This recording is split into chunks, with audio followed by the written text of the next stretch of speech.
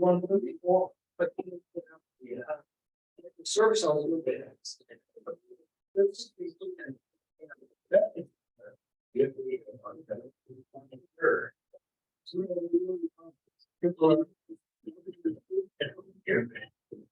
thank you all for coming tonight.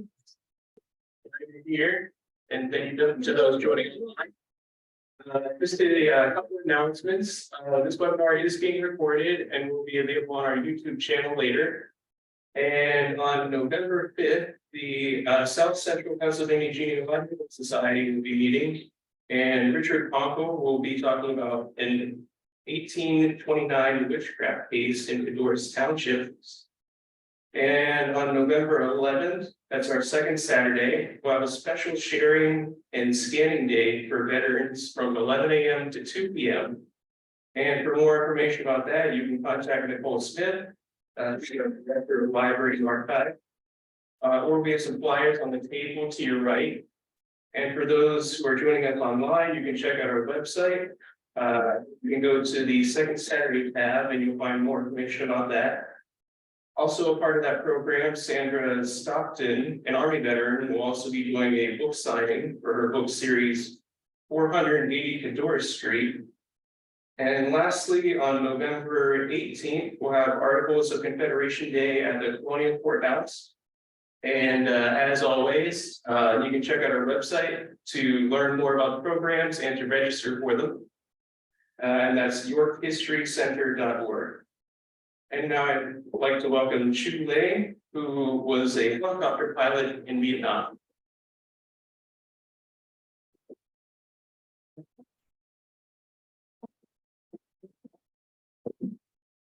Well, I can say anything. I have to thank you for coming and listening to me. And you have to listen to real close because I have the problem with Pennsylvania Dutch accent. So you have to listen close to understand what I'm saying, or I try to slow down. Begin with this, my gratitude to those served in Vietnam. I thank it, all of you down there. I thank this country and her citizens who had open arms to the Vietnam refugees. I thank the education system that help our children get their dream fulfilled. I appreciate the real freedom we are all enjoying and the opportunity to be here. Thank you very much for that.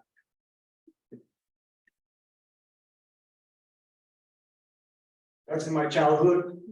I was born 1950. It's complicated. I was born 1951, but my father left me when I was 1, and I never had a birth certificate. So I will grow up until 1962. I need some kind of paper to join the monastery. I'm trying to be a priest, not because I'm not religious or anything, but I saw priests and monk come into our house and get treated like king. So that's how I want to be. And 1962, that's how I look here. And 1968, I quit the monastery because I was in love with a nun. True story. And then we get home, and that was me in 1969. At the end of 1969, I joined the service, and I was at foot. I was an infantry officer. Then. For some reason, I think God watched over me or something like that. I got accepted into VNAF to be a helicopter pilot. I joined the VNAF in 1970 to the Infantry Academy class 370. Then I go through the Defense Language Institute, Lackland Air Force Base in 1971. I go through primary road wing. TA-55 training at Fort Worth, Texas, class 714882. And I had the green salon green hat. And I went through the UV flight training at Hunter Army Airfield, Savannah, Georgia. And I graduated for second in class, good ship training, and back in Vietnam, February 72. And my first station is in Sóc Trăng, Pho Quoc. The second station in Can Tho, 1973. My first shot down Dòng Drome on the day Paris Agreement was signed. The second shot down Rạch Giá, Pho Quoc. The third shot down Rạch Sỏi, 1974, upside down trees. And then April 30th, 1975, I flee from Vietnam after being given the surrender order. And 1985, I joined the PA Army National Guard as a Huey pilot, and I retired in 2006. That's my flight training, and back to whatever I already said. That's my wing in for. And this is my first station. It was left by the US. I don't remember Tiger. You heard of Tiger? So that's Pho Quoc in Sóc Trăng. Anyway, that's how they left for us, and we enjoyed that for a year, and then I moved to Can Tho. Now that is the flag of the free Vietnam, and it's not just a party flag or anything like the red and yellow star. This is from way before, and I'll go back to this when I tell you the story. Under this, like I mentioned, under this flag, 58,000 something of brother and sister that died under. Oh, well, Lý-Tho, the one that I did, that is my hometown. And Bến Tre, right here, is where I got shot down the first time. And that's the same time with the Paris Agreement. They just signed it, the ink still wet. And we got out, we were ordered not to shoot, we're not allowed to. And then we got shot from the temple. So I made a dumb mistake. Or actually, I wasn't pilot in command at the time. I was co-pilot, and my pilot in command make a dumb mistake by calling back and saying, "Can we shoot?" And they say, "Negative, you cannot shoot because we already signed an agreement."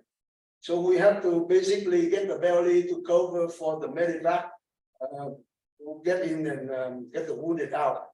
So the second round around, they didn't see us fighting back, so we were an easy target. So they just shoot, and I hear all kind of noise under the belly and light blinking left and right, and we slide out in the rice field and get down. And Can Tho, that's my station. So my first service line all swaying around my hometown, and I never get out of the area where my colonel there. You were in what, right? No, 3-4. So I got. Oh, 3-4. Oh, you got it made. 3-4 is very good. 12 days. Oh, yeah.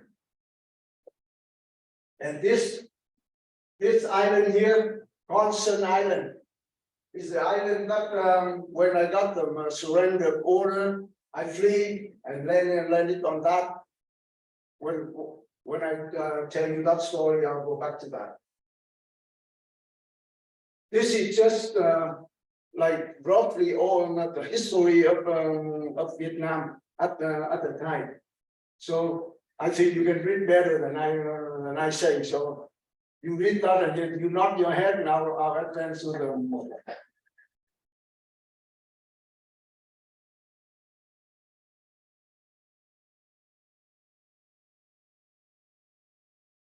Know that President Ngô Đình Diệm, the one who got assassinated in 1963, he didn't agree to get the troop over. He just asked for support, and if we got that, we will be fighting on our own. But he had to be assassinated, and after that, the troop was be fought over.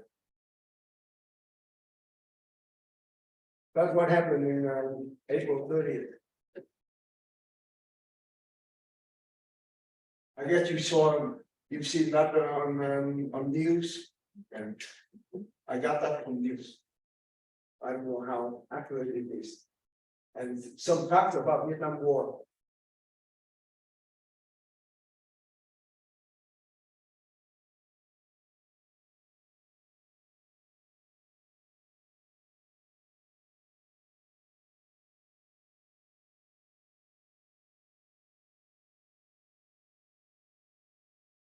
This number is more. I think it's 48 something. This was written way before that.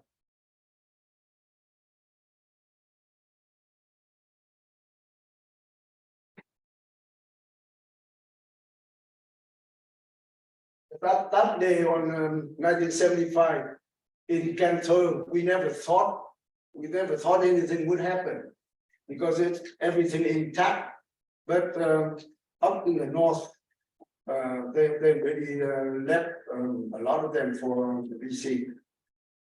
And then when the BC come in Saigon, they didn't have any business to go to run the tank over the gate or anything like that because no resistance. The last president there, Dương Văn Minh, he already set everything out and he already surrendered. So they just go in, they try to destroy this and destroy that, and they burn all the books. And the most dangerous thing that they did to the people is to change money. At that point, they changed. You only allowed to get 200 Vietnam dong. At that time, the Vietnam dong is still, because they compare to the old Vietnam dong, so there's still some value. But they changed it 3 times, and every time you just allowed to change 100 or 200 dong. The rest you have to give it to them, or if you destroy it, you lose it. So it turned a lot of family into very poor, and there was a part of a couple of years they had to be under hunger. Yeah, these are all the business about Nguyễn Văn Chieu try to withdraw from the island, and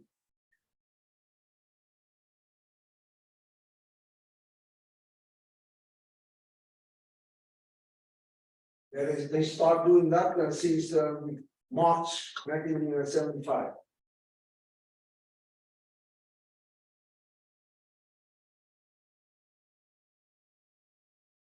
And since 1973, after we signed an agreement and the GI pulled back, we were back there with no support.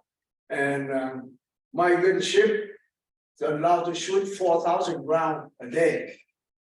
For the minigun, one squeeze of the trigger, both triggers will spend 4,000 rounds a minute. And 2,000 rounds a minute for one trigger. and we'll allow only 4,000 rounds a day. Now, what I did was I report 4,000 rounds regardless. I go fly, go back, I shot 4,000 rounds. I added up from 1973 to 75. I got quite a few ammo. And on that day, we had to lose all those ammo. We didn't even get to use it on April 75.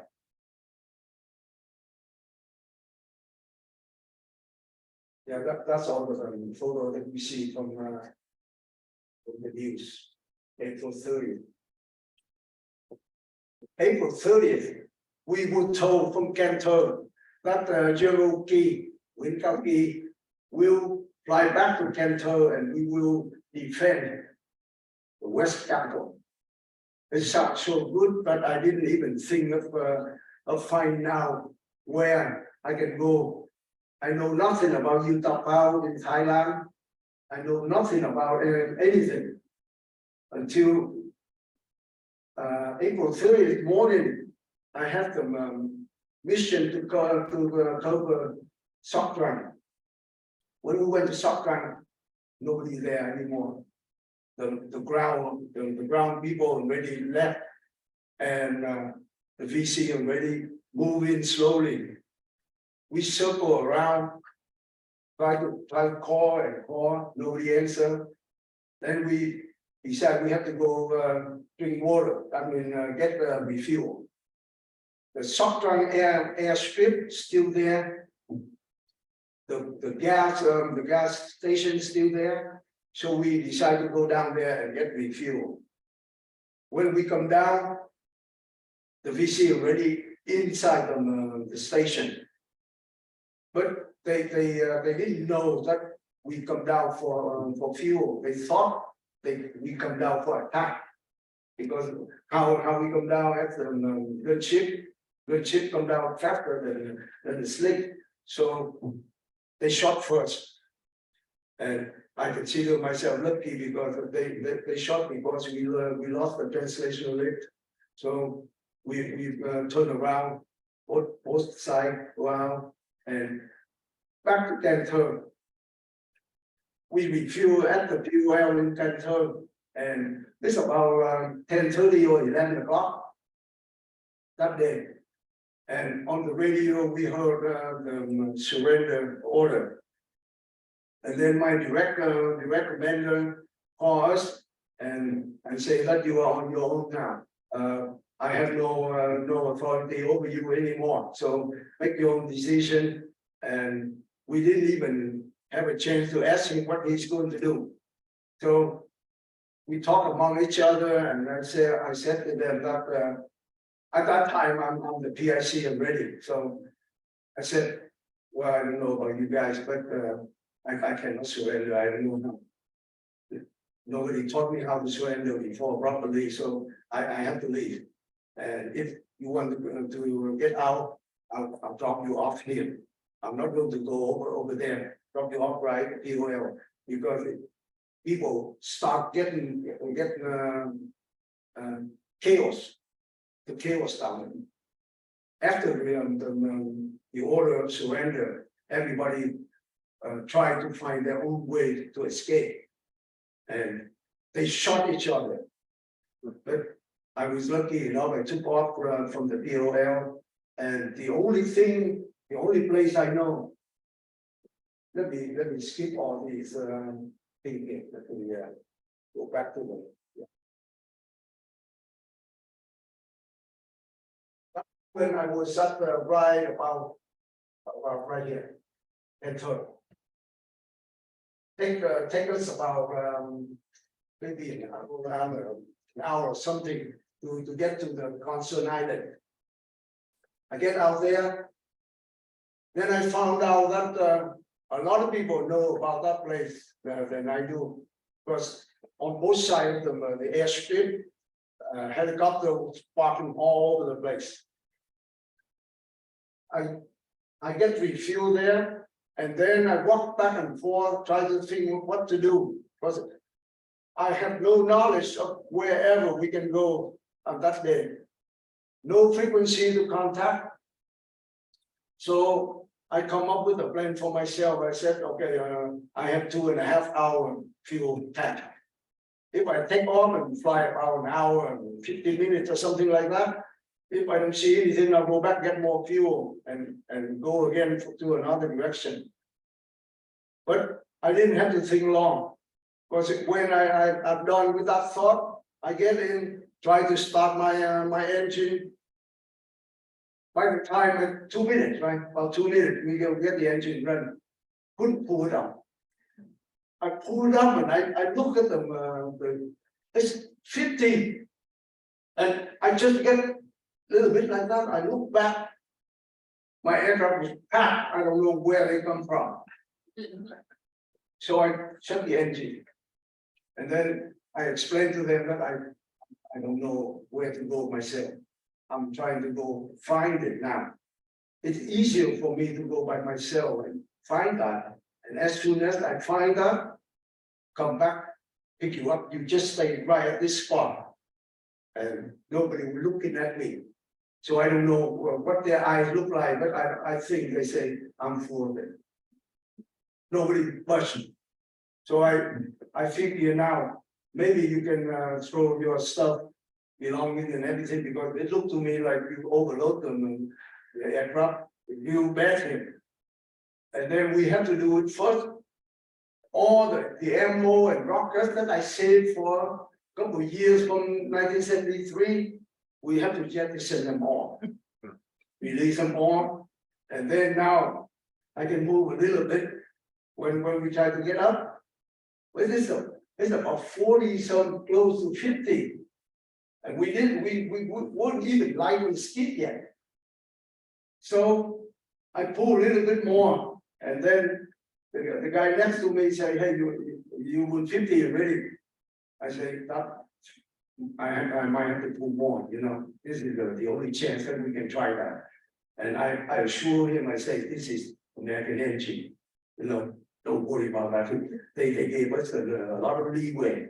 Let me pull see how far we can pull, and it shake, you know.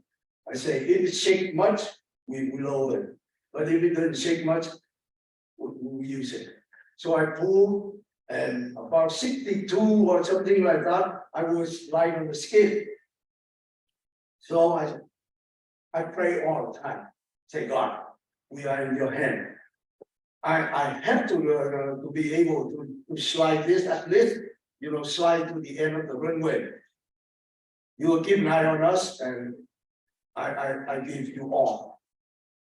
Then I get out, I do just that. I just slide on the thing, and I pray that no screw or bolt or anything catch the hole on the plate.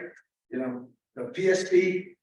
You know the PSP, right? They use it for airstream. I go and I pull, and the guy saying 67. I say, okay, I didn't feel that bad vibration yet. It's vibrating, but not that bad. And we've been approaching the end of the runway. So I said, God, that's the end of the runway, and I'm not going to stop. I'm going to go out.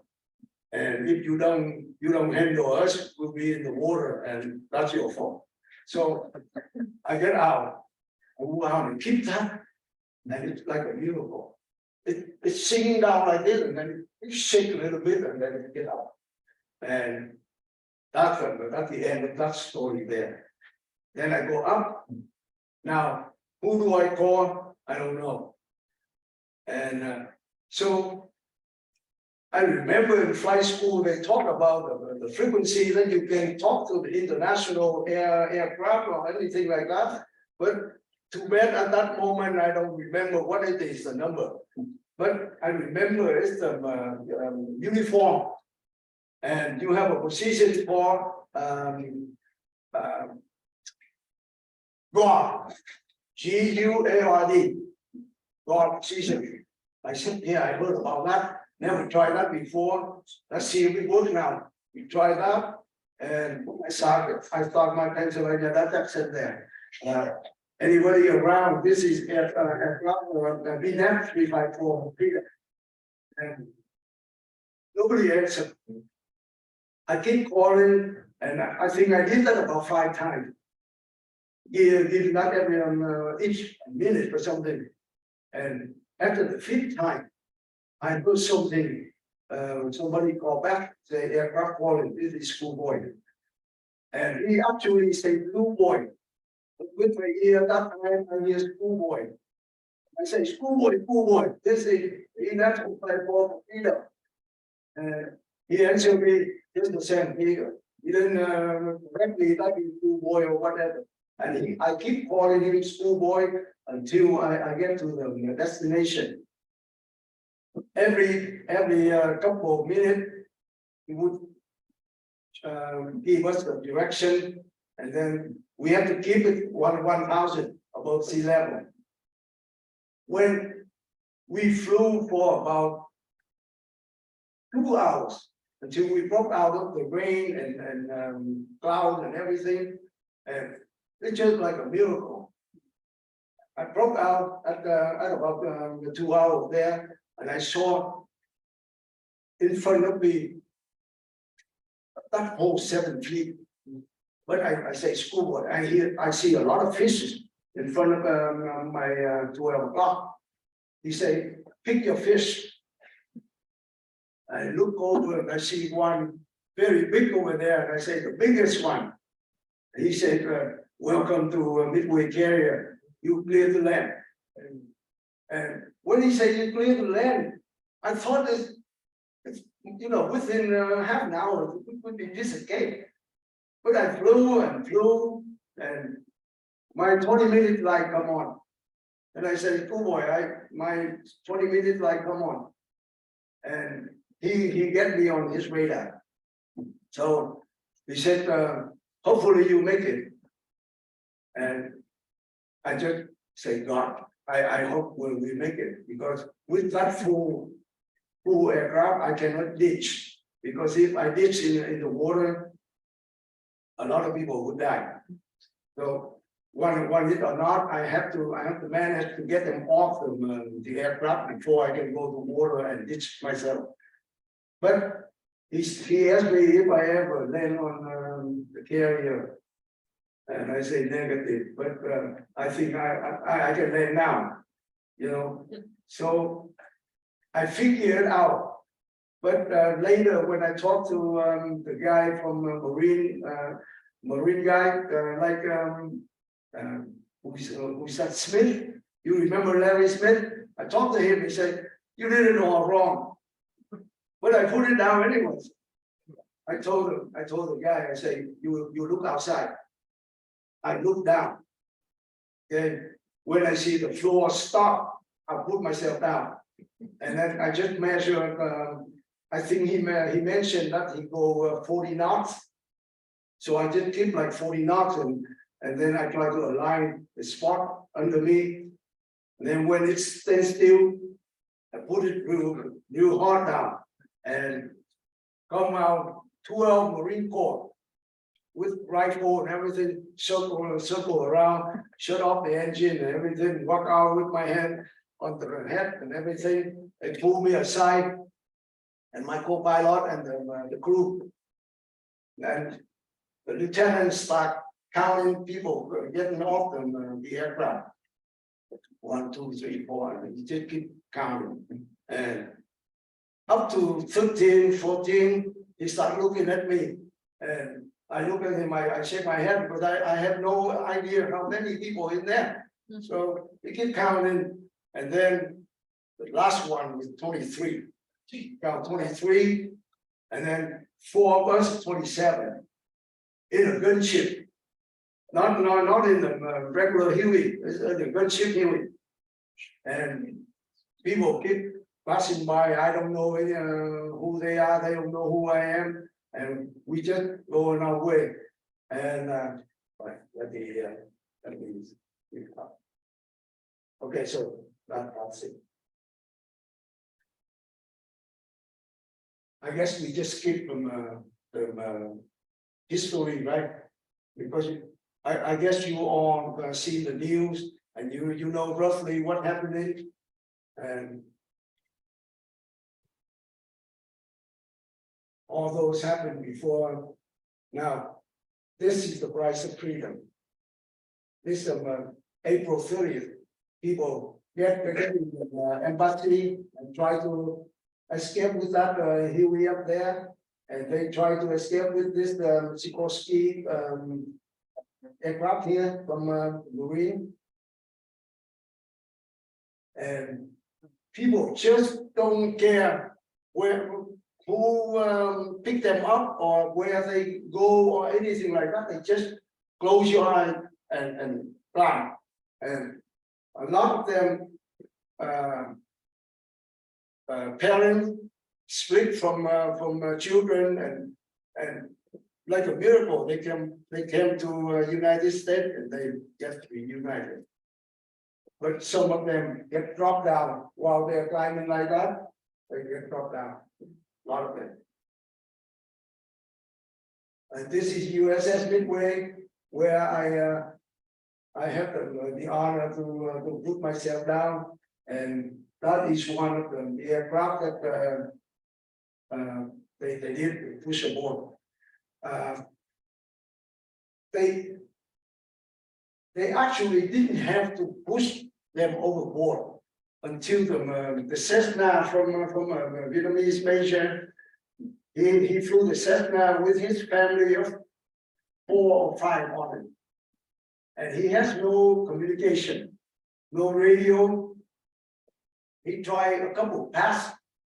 The first pass, he dropped the note in his hand. The wind blew away. Nobody know what he wanted to say. Then the second pass, he dropped it with his gun.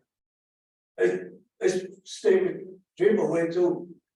Third pass, he go a little lower, and he get his note. He put in the jump boot, and he go real low. He throw it on the floor, and people find out that he had no communication, and he's run out of gas and everything. And so the captain decided he would push everything overboard to make room for this Cessna to come down. And at first he was going to, I think we read about that on the news too. I think he was going to add mission, and the answer is no. He's not allowed to do that, but he went ahead and do that anyway. Anyway, we thank him for that. And I get down there by the time I saw General Mikaki already down there, and I walked right by him and didn't say anything. Now, it is me. I was talking along with the family. This is no relative of mine, but this woman here, she saw me standing by myself, and she asked me who I go with. And I say, I'm single. He said, why don't you go with my family? So we have a family. And I just made my decision there, but I didn't know it was a smart decision, because when you get down to Kimbrough's ship,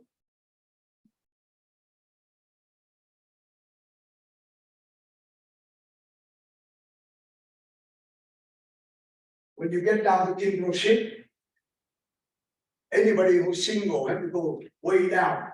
You're not allowed to be up on the what do you call it, the bridge or whatever.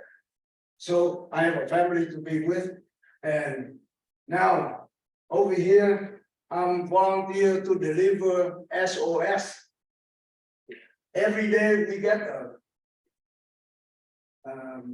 Chinook to deliver a skid of SOS. Now you remember SOS? Okay, I thought you don't, but it's good that you do, because the SOS stuck in my mind until now. When I go breakfast, sometime I ask them, the waitress, do you make SOS here? And some of them know what it is, some of them have no idea what I was talking about. But we have SOS for 3 or 4 days until we get to Subic Bay.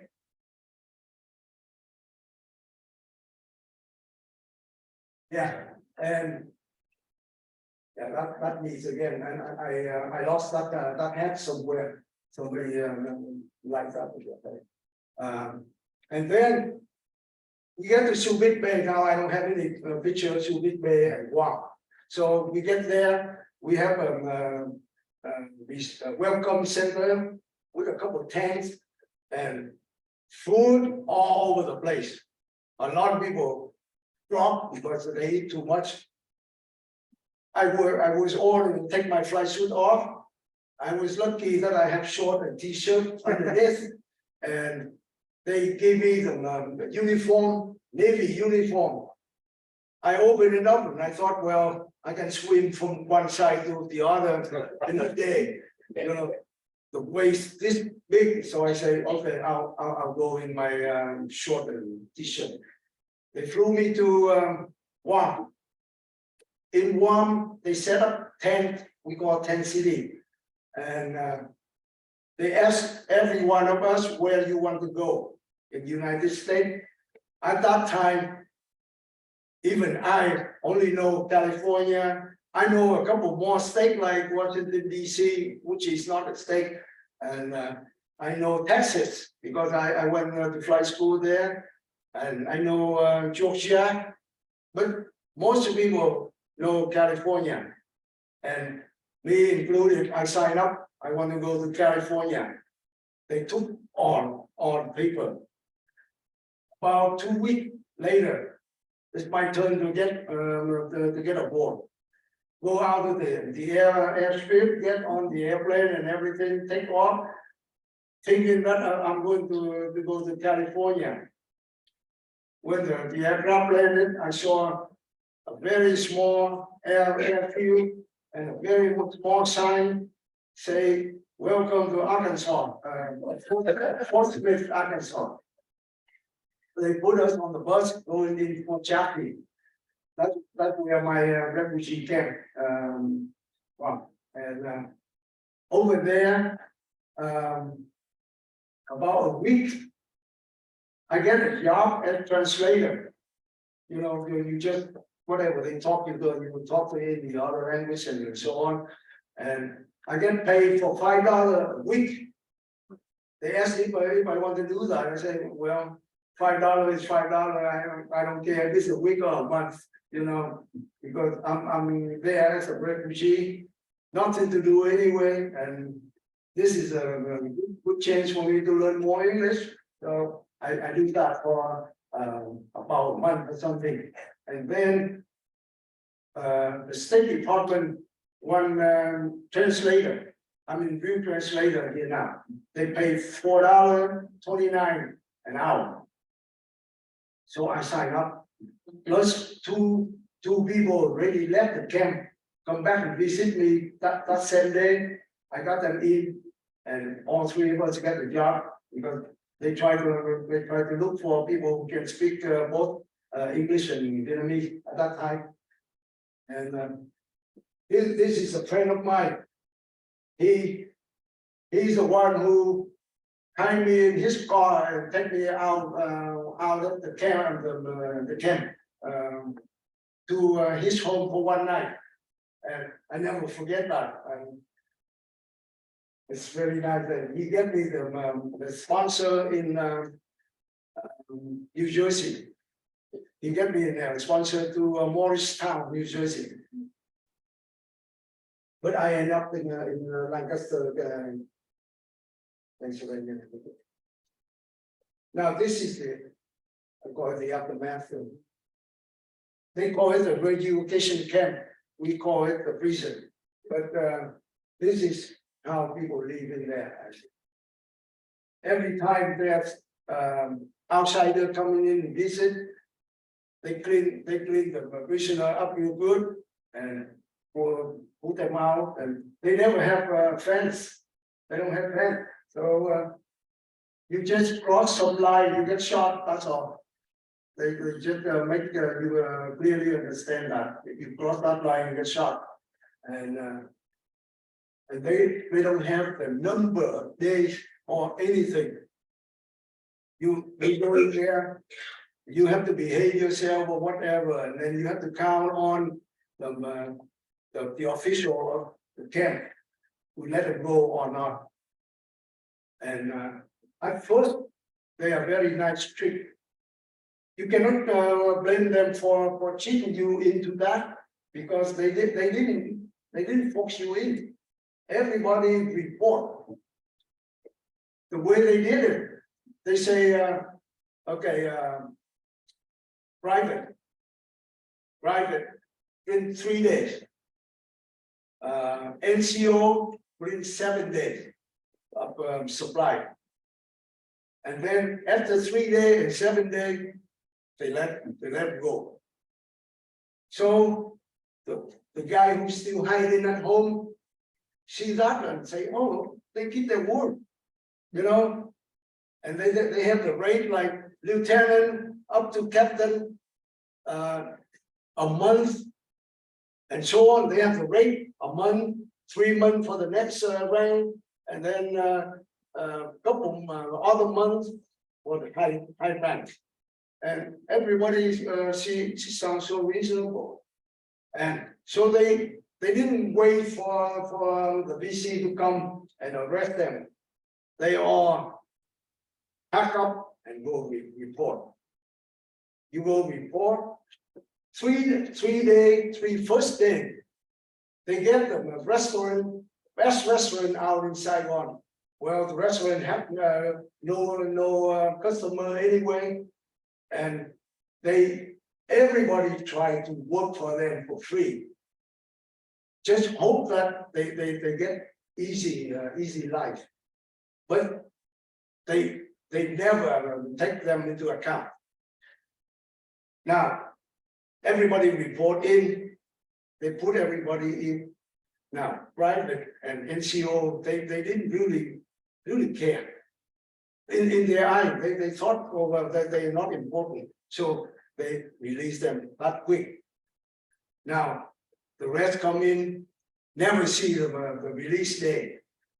After a month, the lieutenant asked, oh, you told us we've been a month. Why are we still here?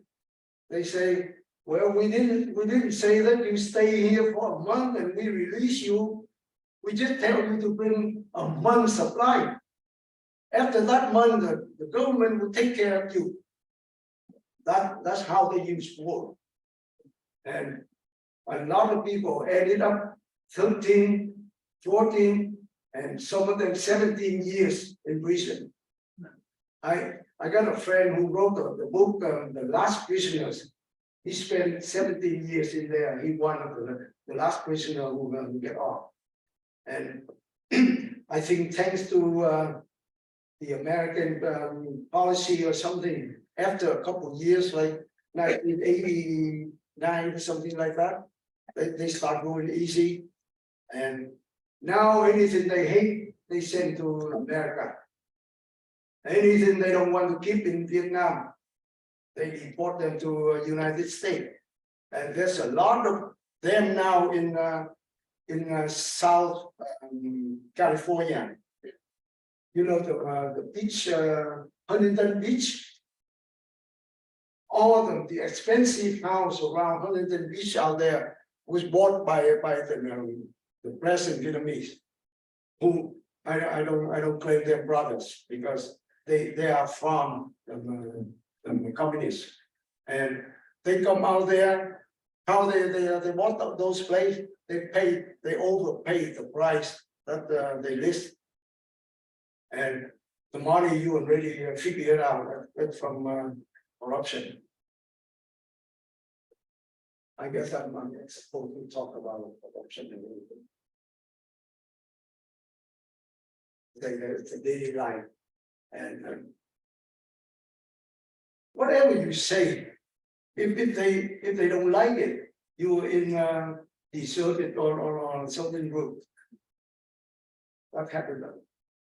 And then after that, there's some boat people. Now this is the boat people time, about 1976 to 80. People said that if the light pole can walk, who would leave Vietnam? Nobody want to live there, and especially at the time they changed the money, all people was so in big hungry.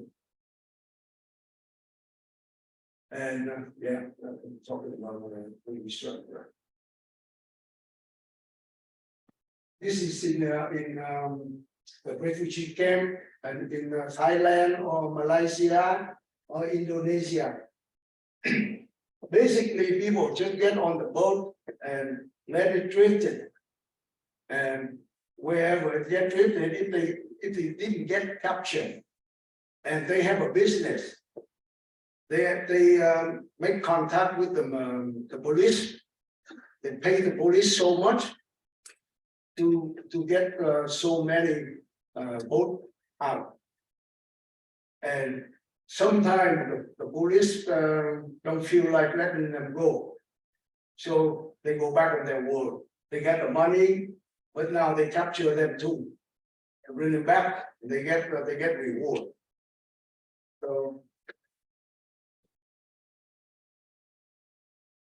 and plus these are the program from the United States that help a lot of people to come over here.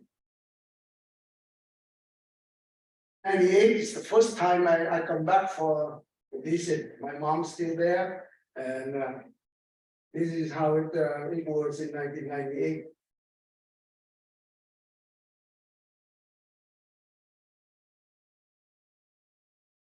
And as you can see, the motorcycles all over the place. And the traffic law over there is kind of funny, because if you are bigger, you are fault. So the bicycle guy will go out there and he try to look for someone to hook to hit. If he hit you, you at fault because you're bigger. If you in the car, definitely you're bigger, and you at fault. And usually you can pay police right there to go. So when I came back first day, I didn't know what's going on. So I see the sign: do not put money in the passport. And then next to that, you need some passport photo on top of the passport photo that you already have, by going back way down there at the end of the line. Have a picture taken, pay $5 and come back, go through. So I read that and I turn back to the guy right behind me. I say, can you see the place? He say, what for? I say, I have to go back there and take the picture. What picture? I say, well, the sign say there. He said, you already have a picture. I say, what do you mean? He said, you are first time coming home, right? I say, yeah, how do you know? Because the way you look and the way you talk. He said, you turn around, you put $5, you put Lincoln. He didn't say $5, he said, you put Lincoln in your passport. You walk over there, you don't look at him, you just put the passport there. I guarantee you 1 second, you go past. I said, no, they say, don't put, he said, listen to me, I come back a few times already. That is a reminder for you to put the money in the passport, because it's only in Vietnamese.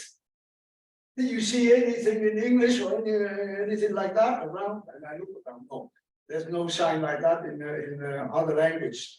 And they say, don't put your money on any money in passport, but you have to, in order to go. Because right in front of me is the lady who didn't know that, I guess. So he just keep asking her for this paper, that paper, and everything.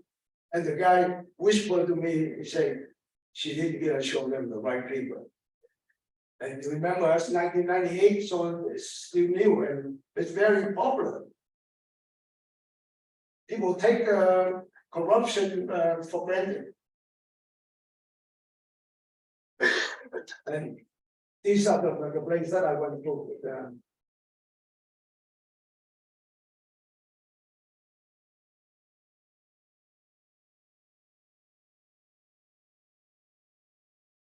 And like any other place in Vietnam, when you buy something, you have to bargain. If you don't bargain, they don't like you. But you have to bargain right, because if they say 100,000, you drop it down like 20,000 or something. You go 50,000, you already, you still have you still overpay. But if you don't bargain, they will, and you walk away, they pull you back and say, why don't you bargain? And those are the popular transportation at the time, and they carry stuff to the market that way. Up until now, I still see it. I just came back last year.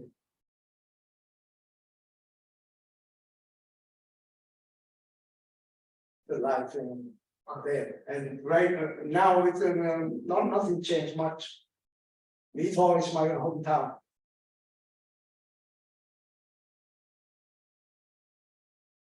That is my hamlet. It's a Catholic area, Catholic hamlet.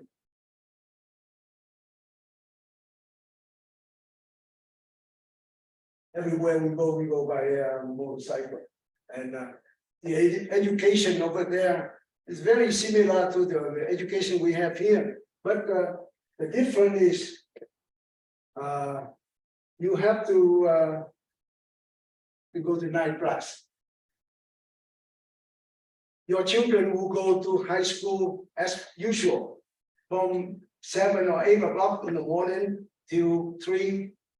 Go home, do something real quick, go to the next class. The same teacher would teach that class at home, and if you don't attend that, you won't pass. Everybody knows that, but they have to live with that. So when I come back there and visit my family, I never see my nephew or nieces home. They go home, they eat something real good, and they have to run for school until maybe 8, 9 o'clock at night. And then it should go on like that. And when they go to class, the teacher would ask, what your mom and dad talk about last night? Okay. Something like that. They just drop question and then they write down. And what did you have last night for dinner? The kid wouldn't know. They wouldn't tell the truth. And it's unlucky for them if they say I have chicken.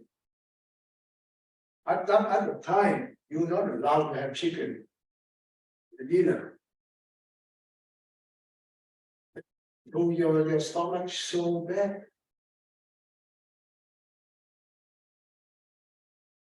Teachers have to moonlight, like that. They moonlight at home. If they teach something that they cannot force students to come to their house, then they have to moonlight by going out and pedal them, tackle them rickshaw. The rickshaw pedal. To go out there and to make extra money.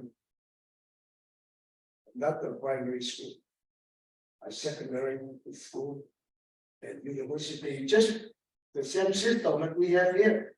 But they don't copy how we study here. They just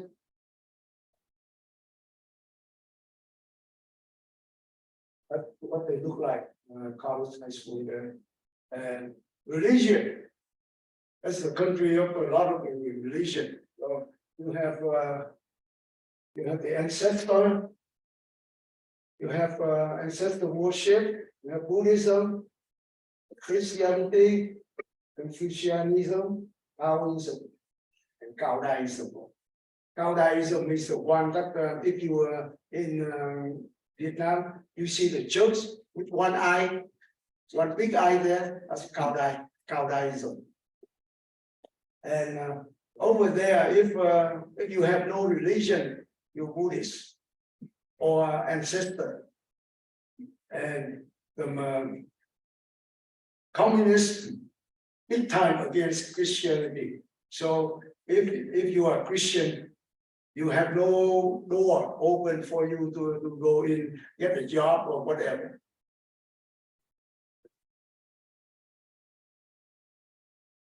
And Hòa Hảo is another.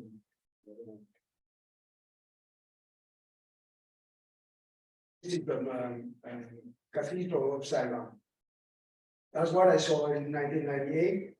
And then that's the chapel of my hamlet there in 1998. 5 o'clock, we have mass, and the government would have speaker pointing right to the church, and they play music. They play loud music, the communist music and everything.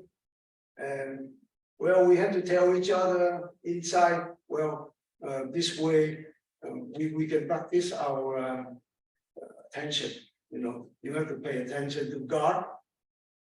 You have to ignore the sound that they have on your ear and so on. It's tough. It's tough being Christian there. And this is what I just saw in 2022 when I went back last year. They have fun to what do you call it, remodel. Yeah, remodel. That's just propaganda. They still hate Christian. But if you have money, you want to build up, it only look good for them. So they let you do that. But when the Christian rich or give homely or something like that, always there's a police sitting right in front of him, take note. And if he says something against the government, he will be invited. And I have a friend. He got invited almost every week to the police because of his homely. And every time they invite him, he said he go on the Facebook and he say, "I'm just invited by the government, the police, and I don't have any intention to commit suicide. I won't bring my shoelace with me. I go barefoot. I don't bring this, I don't bring that." And in short, he don't bring anything that they can claim that he used that to commit suicide, because that is what they use. If they put you to death in the station, right away, this guy stole a letter opener from a guard to commit suicide. And everybody knows that a fly cannot fly through that gate without getting caught.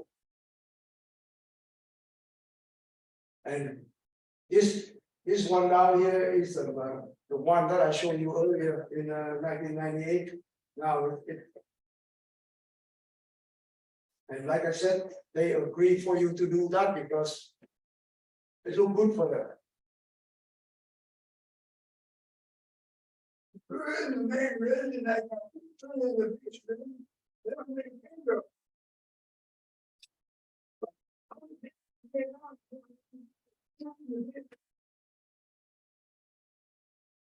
Can you translate it?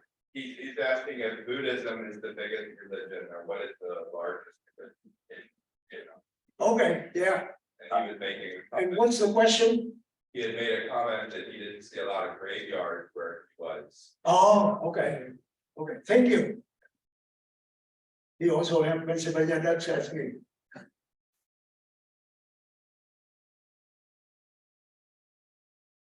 Yeah, like I say, their freedom, anything has to seek them in approval. They allow you to be freedom. It's not that you are free to do whatever. You have to ask, and then they say, yeah, you're free to do it. Then you are free. But the freedom have to have permission. And like always, things only look good on the website. Propaganda and corruption is still there.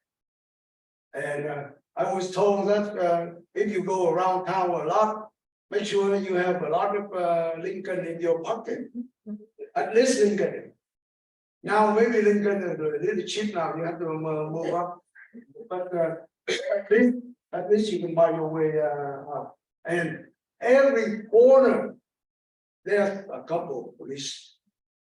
And I have friends who come over here visit, and he shook his hand and he said, I don't think United States how's that? He said, I don't see any police.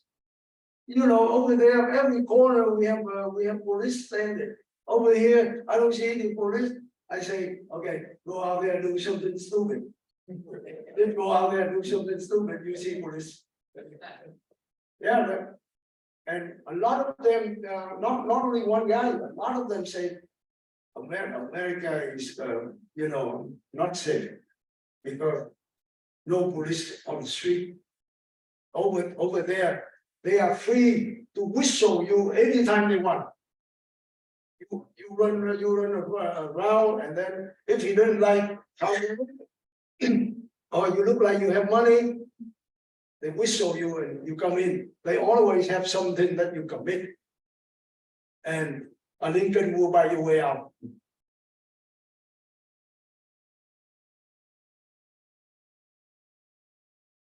That's how they carry stuff in Vietnam up until now. That still works.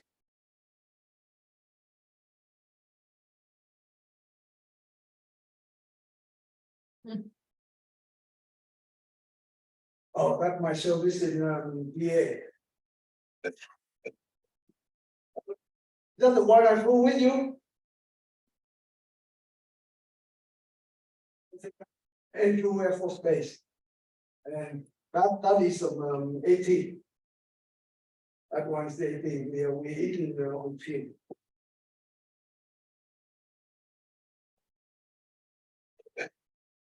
That is my email. So anybody want to email me or anything, please do. How much fuel you had when you landed? Oh, like I said, I told them ATC that I have 20 minutes. Like, come on. And when I got to, I think it take more than 20 minutes. It had to be more than 20 minutes, and it confirmed. I confirmed that because I told the guy next to me. I say the American engine, they give you a lot of leeway, and that is the only chance that I can test it. And I think it more than 20 or 20 minutes there. It had to be 23 minutes or something there. I landed with the empty tank. Any question? How did you end up in Lancaster?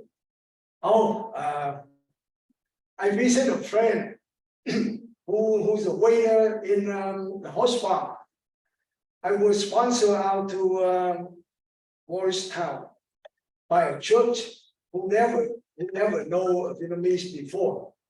So 11 o'clock at night, the night before, we flew to Newark, and we were told that somebody there will pick us up and bring us to Morristown. And we come in. Before we left the camp, we had some money doing translation. So me and my friend talked to each other. He's another crazy helicopter pilot. We assumed there were more damage in Saigon than there really was, I guess. I couldn't tell you how it's very hard to do, but palms are very hard. But it's picture, it's good. Yeah. All right. I'm gonna tell you what, I can guess what you're saying, but you have to be honest, I'll just guess. But the as soon as Saigon was hit very hard, the president said it wasn't that hard. 8 months, yeah. Yeah, and so we go to JCPenney. We buy a coat, a black paint, And we're not allowed to buy different. You have to be uniform because you're not allowed to look better than me. So we have to look uniform. So we have tan jacket and black pants, and we call it presentable. So we go and sit in the bar in North, get some drink because up to 2 o'clock in the morning, nobody come and pick us up yet. So I have to call George Dunner is a minister, and I say, Mr. Dunner, how come we are here since 11 o'clock and nobody pick us up?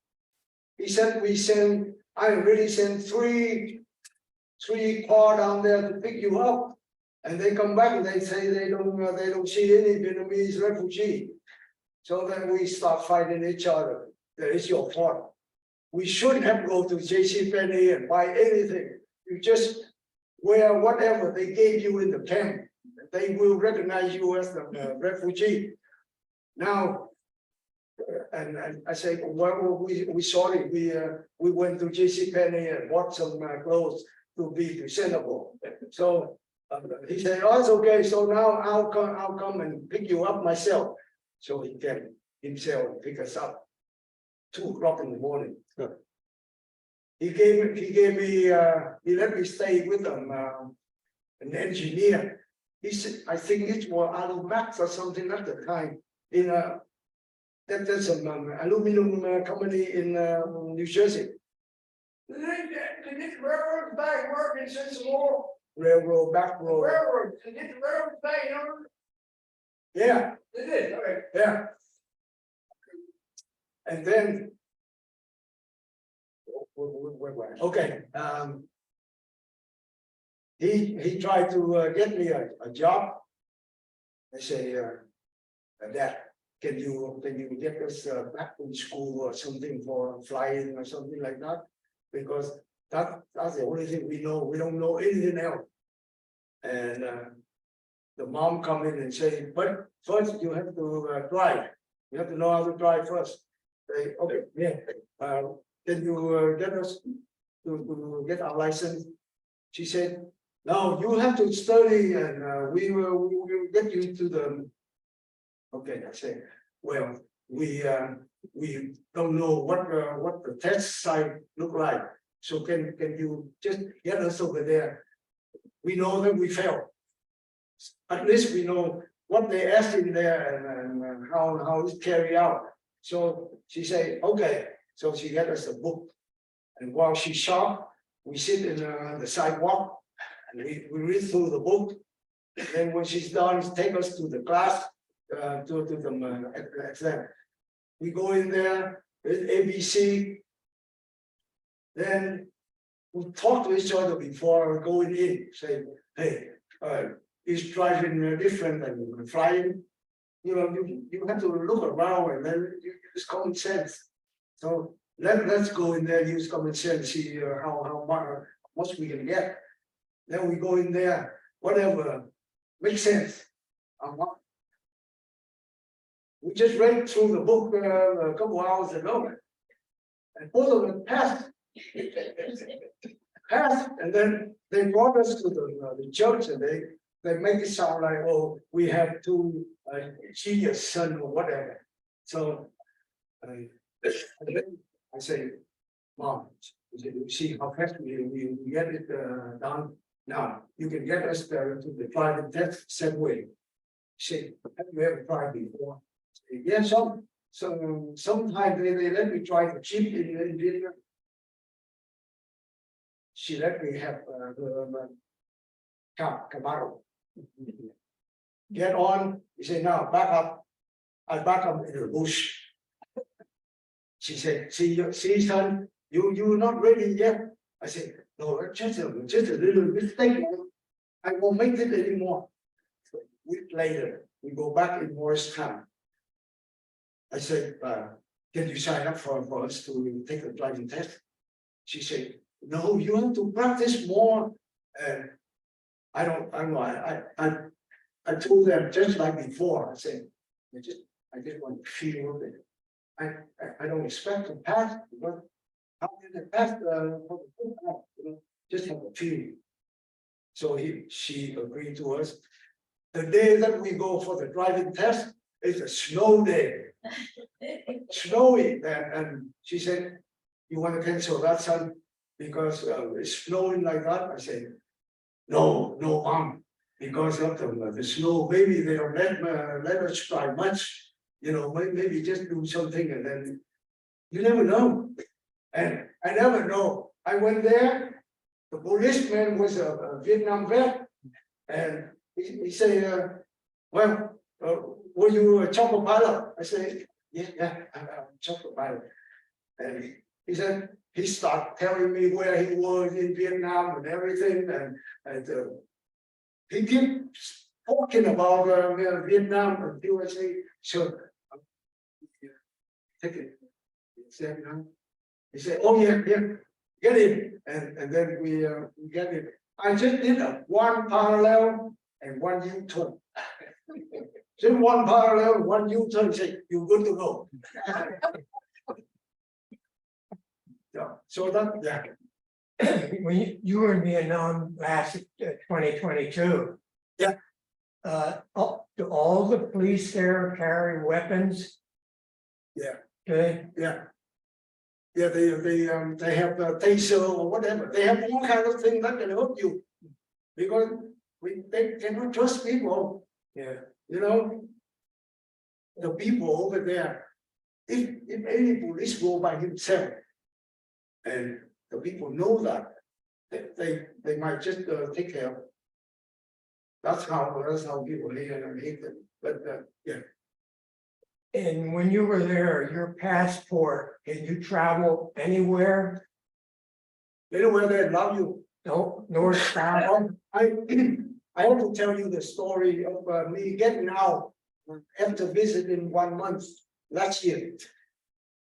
I come in 6 months ago, 6 months before that, I went with a Vietnam vet trip from Hanoi down Khe Sanh and everything, every place that the best station before, and then to Saigon. And I didn't have any time to visit my friend or relatives. So we went back. At the time we go out the gate, they kept me 10 minutes. Everybody else was gone. They kept me back 10 minutes. And the dumb question was, why did you bring the American back? I said, hell, I didn't bring any American back. I go with them. Who am I to bring the American back? And he keep asking me like that 3 times for 10 minutes. And I said, you asked me 3 times already. Now can I go? Because I have to catch up with my group. And he said, how can you be with the American this time? I said, because I'm American. He said, you're not. And then That's what I got. yeah. And then he said, how can you be with the veteran group? I said, because I'm a veteran. He said, but you have to be American president. I said, yes, I'm American veteran. And then he let me go. 10 minutes. I go back. My friend and my relative back there complained that when you go home and you didn't spend time to visit your friend. So I decided November I go back. I went back there. The first question they asked me when I get out is, you just came 6 months ago. So what are you doing there now? I say, well, 6 months ago I was with a group. Now can I go back and visit my relative and And he said, oh yeah, well, real quick. And then I get a police even guide me through the line. I don't have to be in the line. I thought, wow, I got a piece of cake here. And they do that just so you don't be aware anymore. You will think that, okay, yeah, they treat you like a red carpet and everything. On the day I leave, I suspect something might happen, so I go 4 hours early to Tanzania. And sure enough, when I get to show my passport, two police come over and escort me in the office. They let me sit there for 10 minutes. Nobody talked to me or anything. I look up, I look at the corner, I saw the camera pointing at me. So I said, oh, they want to study, see my reaction. So I start getting my phone out and I dial my brother and sister. I call them VC brothers, sister, because they belong with my dad, and my dad was with them. So I call them and say, hey, maybe I'm not going to go back to the United States today. Try to get the car back here and pick me up. And I call a couple more friends. And every number I call, I hang up, they get called from the police right away. I don't know how they get the number that quick, but I learn now. They follow my chip in my phone. You go over there, you have to buy a chip to put in your phone so you can use the local system until you get back here. You put our chip back. They follow me closely. Anyway, they come out after 10 minutes. He come right out and tell me that you're not allowed to use the phone here.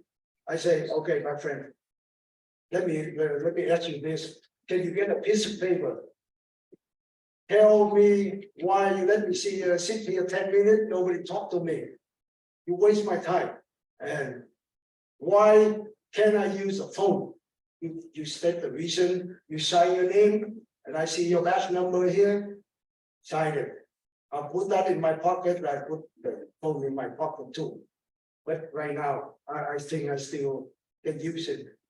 I run out of people to call, but I just have to pretend to use the phone to go to the call. But, and then he stopped asking me, so I can put the phone away. He asked me, where did you go and who did you talk to for the whole month? I said, the whole month, are you kidding me? How do I remember everything I tell you? He's serious.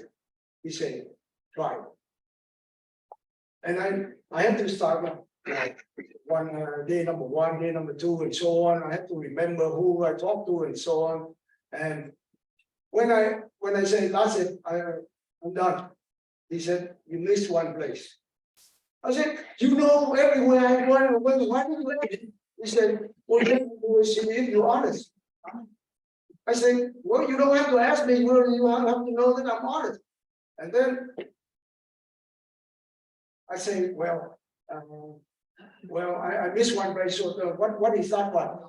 He asked, what did you do in the heroes cemetery? I say, cemetery. You told me where I go and who I talk to, who I talk in the cemetery. Nobody talked to me in cemetery. That's why I didn't tell you. I didn't think of that, but you know, I told him that, and then I say, okay, by the way, I don't want to brag, but now my time to the plane is closing. I have to tell you that my dad was a colonel. I didn't recognize it. I didn't recognize him as my father, but now I think I should mention to you that my father is the colonel on your side. And I never seen him, I never see his face. Now I just go in to see his picture in the cemetery. That's the reason. And now I have a nephew who's a major in police. You wanted to call him over now to vouch for me. Where did I go on the whole month? And he said, oh, that's okay. Then he gave me the paper and everything back. Not the paper, it's still out there. He said, you can go. I said, no, I cannot go because I'm not going back to that long line up. You have to take me out to the end of the line. So we get the police get me out there.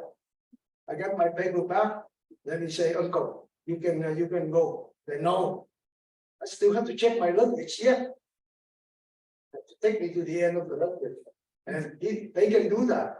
They can take anybody to wherever they want. And Any other question? I don't know what we can, yes. Did your dad survive the war? Did your dad survive the war? Yeah, he did, 75, he came back, he looked for my mom. And he looked for me. But now another interesting thing. Like I said before, I had the birth certificate, it's not my name. Chieu is not my name, it's my cousin. My cousin happened to have 3 birth certificates. One is 76 now, he's 76. And one is 72, me. And one is 74. So I got the youngest and he got the oldest. And he got Chieu since 1962. And I'm stuck with that. When I joined the Guard, I had to talk to the FBI. And I had to tell them exactly my real name is Pale. Pale means 100 skill. And my dad name is Pata, means 100 talent. He came back there and looked for my mom. And he asked where I am. And my mom said, he's dead. Your son's dead. And he said, I don't believe so. I think he's going to America. And but I never see him. And he went back there. Anybody who's from the South Vietnam is not trusted. So it's only like 3 months, 3 to 6 months, they get rid of all the official from the South. They only use the North Vietnamese. So he get discouraged or something. He drink every day, and then 1984 he passed. And the benefit from that is I get 3 days off from Armstrong, the company that I work for. I just go in and say, hey, my dad just passed. 3 days. Ma'am?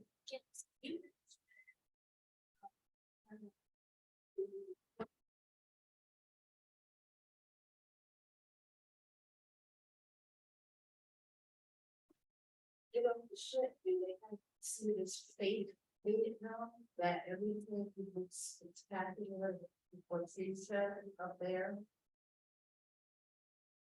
Like, a whole lot of things that are things that are fake versus what you went to see last year. If I came into a cruise ship and I see something totally different, since it was so unbelievable. The people you see on the cruise, not Vietnamese. They are Vietnamese, but to me, they are Vietnamese communists. Because if you are a real Vietnamese, a patriot, you don't how to leave the country. You only have to be an official, or you are a son of an official. They let you go. Otherwise, you have to. Right now, they get a little easier. If you have treasure, you have something that you go back to, you cannot leave. Then they sign the paper for you to go. But if they suspect that you go to stay over here, you will never be allowed. So the people you see on the cruise line and everything on trip, those are what do we call that? They are not normal Vietnamese citizens. They are like rich. They're the 1%. Yeah, they are the 1% of the corrupted world.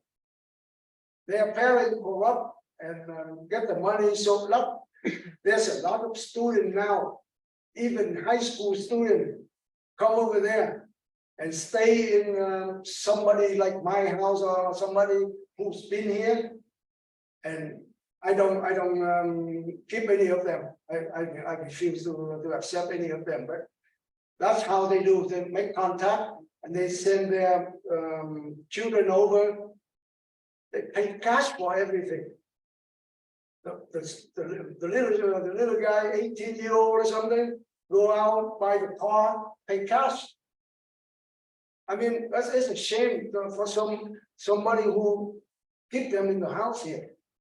And they study, they get the degree and everything, they go back. We tell each other, we say, oh, let's try to help them so they get the degree here, then they go back. What they learn from here will help them make a better country over there. I said you were dreaming because you are talking to communists. They never let go of that easy grab that they have. You know, they have the degree here, so they can go back there and say, I have a real degree from United States. Because right now over there, we can say it's overwhelmed with PhD. They have PhD for 3 months. You take the course for 3 months, you get a PhD. You get a course for 3 years, you get a PhD. Whatever. When we were with the trip with the vet, they took me up to visit the colonel. He was supposed to the guy who fly MiG, and he shot down a man over here. I forgot the name. He's a big guy over here. This big guy over here invite that colonel over here so they can see each other, because they shot each other in the war, and none of them died. So we get to visit that man and listen to him lie. There's a lot of lie he tell. And you fly helicopter. Did you hear that a guy in the depth, a gunship come in and shoot? He jump up and pull the gunship down, and the gunship blown up, and people believe that. It's on Facebook. It's on Facebook, that story. And another guy fly MiG. He would hit himself in the ground, turn the engine off, and wait for the American plane to come by, start up, jump out, and shoot down. That's how they shoot so many naval jet down. You hide in the cloud and wait for someone and jump, and people believe it. Over there, they seriously believe it. Question? Yes. Did you pick up flying again after you came back, once you got settled? To pick up pilots, helicopter pilot? No, I didn't get to do that.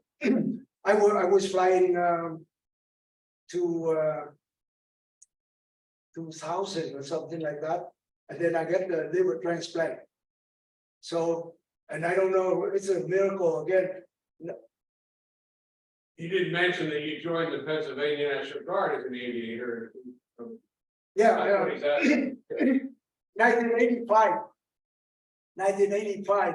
I went in there, and I think I met at the time Major Palmer, the Sky Crane guy. I called him a couple of years before that. When I come in 1985, he already dead. But 1985 is the year that my sister-in-law graduated from West Point. She's the first Vietnamese woman graduated from West Point. So I went up there and I met General Lloyd, who was a lieutenant when he was an advisor back in Vietnam to my father-in-law.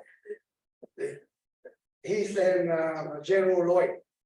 So he asked me, I understand you are a chopper pilot, why are you flying? I say, so I don't know how. I don't know how to get a job, and I don't have paper or anything to prove. So he said he'd make a call down to Indian Town Gap. And then a week later, I get called up You're not, we get much good thing in Vietnam, much good thing in Vietnam, you're not. Navy, yeah, yeah, good. And so I came in and I met Jack. Jack and Pete Young. Yeah, they took me under their wing and we walked around and Brian's the one who got me in the flight because he's a test pilot. I hang around there about a year to 1986. I cannot take care of my paperwork because I said, well, when you put me in the aircraft and show you that I can do it. But paper-wise, I don't have. So I wrote home under a fake name.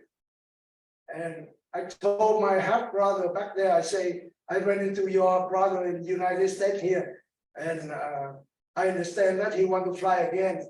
And he tried to find his paper. If you happen to have any paper in English, can you send over to me this address? A month later, I get a fake address mail from a fake travel agency with 5 negatives. Now, turn out he hid all my paperwork up in the coconut tree. When the VC come in to take over, he said, I saw anything in English, a picture or whatever. I figured maybe someday you need that, but I have to get rid of that. I cannot let them see that. So he put everything in the plastic bag, put it up in the coconut tree, and he forgot all about that.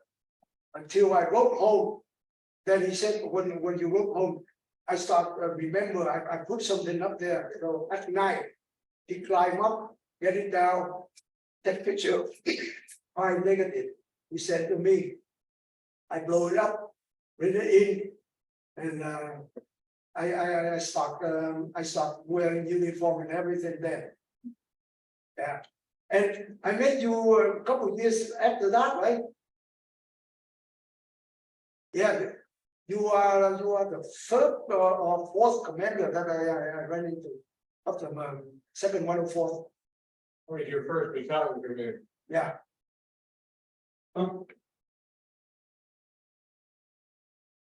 Yes. What do you think of the Brady Warbird plane? I mean, that's where we met you. I mean, is that both a lot of emotion for you? I mean, obviously it's the thing relic of the time serving that similar aircraft, the one you do. Oh no, that aircraft is the one that I PR. They make me a PR, and I don't know what PR is. I say okay, and they gave me a bunch of business card and tell me the price of the hour is 2,500.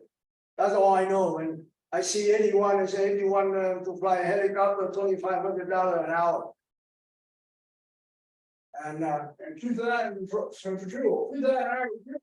Yeah. And I went for my last 2 physical yesterday. I go in and I saw the general Air Force general who worked with me in the Red Rose Honor Guard because I volunteer for the Red Rose Honor Guard. And he checked me out and he said, well, you said you have diabetes, but you're not allowed to have the license if you have diabetes. But I can test your urine, and if there's no sugar, you pass. And he tests my urine and no sugar in there. And I told him, I said, oh, I got another thing. Since last year, I went back to Vietnam. My medicine that I have for me, because I'm a liver transplant, and I have pacemaker, and I have gout, and I have diabetes. I have a bunch of medicine with me. They're all blown up. I don't know why. This in the container and everything. I open it up, they all blown up.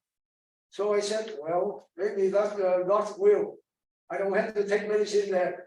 So I dropped for 1 month. And then I come back here. I try to see what happened, nothing happened yet, and a year and a half already. Even my gout is gone. Even my gout is gone, I don't know, it's miracle. So I learned one thing here, I don't know if it's correct, but I transfer it to you. Be positive. Whatever it is, if you think positive, the positive will help you a lot. And I think that's what helped me get rid of my illness and everything. I don't worry about my liver or my gout or anything anymore. And I sleep, I eat. So I think it could be correct that I've seen a lot of people saying about same thing up on Facebook too. So if you can practice that, you will be healthy forever. Any other question? Yeah, I have. I think I owe God a lot. My life. I mean, beside Navy, beside the U.S. Navy, and the Marine. The Marine is the one who get the gun toward me. I don't appreciate that, but I appreciate Navy. Yes, sir. You gotta re-up. Do what? When are you gonna re-up? When are you gonna re-enlist? Oh, anytime. Anytime. They didn't let me go. Now I don't qualify for VA because I wasn't deployed. When they deploy, I volunteer and nobody wanted to take me along. That's why I had to retire. As long as they don't have Yes. SOS. When you went back to Vietnam, how many people did you go with? Like we were talking about. Oh, the group, the American group, I go with 20 of them. Yeah, 20. And the Vietnamese, but the 6 months later, I go with the whole group of Vietnamese who play music with me. 40 of them. Yeah. Something right about. Yes. Go ahead. I had a psychology appointment at the VA 2 days ago, I guess. It's a Vietnamese intern from the Hershey Med Center. And I said, well, what's your heritage? He said, Vietnamese. I said, been there, done that. Yeah. But that's at the London VA. I was just this week. Yeah, I have a director who, I have a friend who was director of the VA a couple of years ago there. He's a colonel. Have you written any books? Written any book? Yeah. I'm talking and I'm trying very hard to talk. So I can To help you. no, yeah. I'm trying to write in English, but I don't know when I can get started. Maybe I need a lot of help. And also you can use a recorder. Tape recorder or something like that. Oh, To speak into it and have someone translate that. a lot of reporters trying to help me already. I got an interview from Penn State, from Lancaster, and movie from George Burn, right? George Burn. Is that George Burn or Ken Burn? Ken Burn. Oh, Yeah. Yeah, they interview us, and the problem was their advisor are the 4 now Vietnamese, not the then Vietnamese. So they advise them, a lot of them on there. I don't like it, but well, that's their business. But they asked a lot of us. They didn't. When they quote us up there, it's nothing special, nothing like we want them to say. Yes. Have you ever applied for a civilian United States medical? You know what I'm talking about? No. Haven't applied. A lot of things I don't know. Okay. Yeah. Have you ever, let's say for practice or with a friend flown in civilian aircraft like power driven aircraft and that sort of thing. You ever gone out with little planes? Lancaster. Jersey. I've ever flown in small planes. Oh, As you're a talking about the helicopter, like at the. or a small plane with a propeller. I couldn't find big swing. Thank you.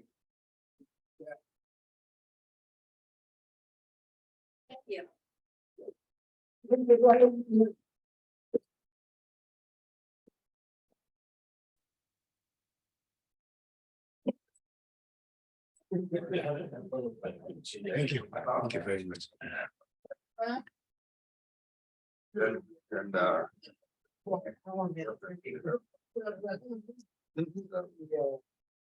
right here.